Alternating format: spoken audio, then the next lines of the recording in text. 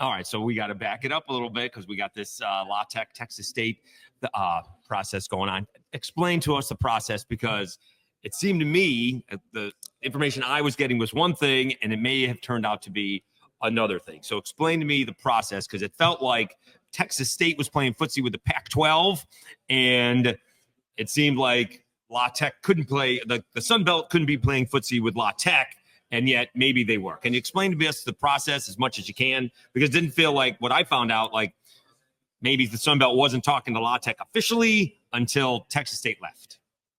Yeah, I think I do think one of the things that is important is that, you're not doing anything kind of really official or until you actually have a vacancy, because one of the problems that you have is if it doesn't work out for the school, and you also aren't trying to send bad messages to your members and those kind of things. So I do think trying to wait until there actually is a vacancy, that's when, kind of things happen in earnest. But, you cast a wide net and you're looking at a lot of different schools and trying to evaluate information to figure out what's the best. And you're working kind of through your ADs and your presidents. So I think we had a really good process. Texas State, great member, did a great job of kind of keeping us informed of their process.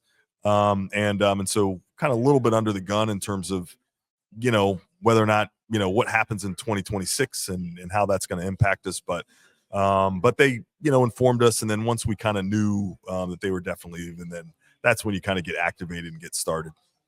All right, so let's talk about 2026. I kind of feel like that's going to happen, right? Because my understanding is, correct me if I'm wrong, it was a 14-month. La Tech's got to give Conference USA a 14-month leeway. And even if this was done immediately, like, June 30th and July 1st, that wouldn't have been enough time. So it kind of had to be May 1st. And so that wasn't going to happen. But I still feel like for all parties involved, somewhere along the way, Conference USA, the Sun Belt, and it's not really even the Sun Belt, La Tech and Conference USA is going to work it out for 2026. And that's, if it is going to happen, it's going to happen sooner rather than later. Like, we're not going to have this conversation a year from now. This conversation is going to be done in the next couple of months. Yeah, it really is, to your point, something that La Tech and the Conference USA have got to work out.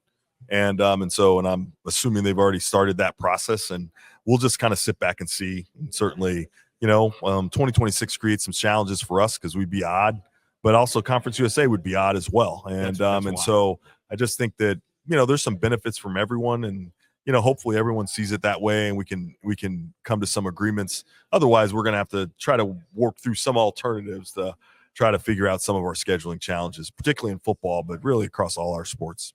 Home and home versus Southern Miss and Marshall. Just throwing it out there.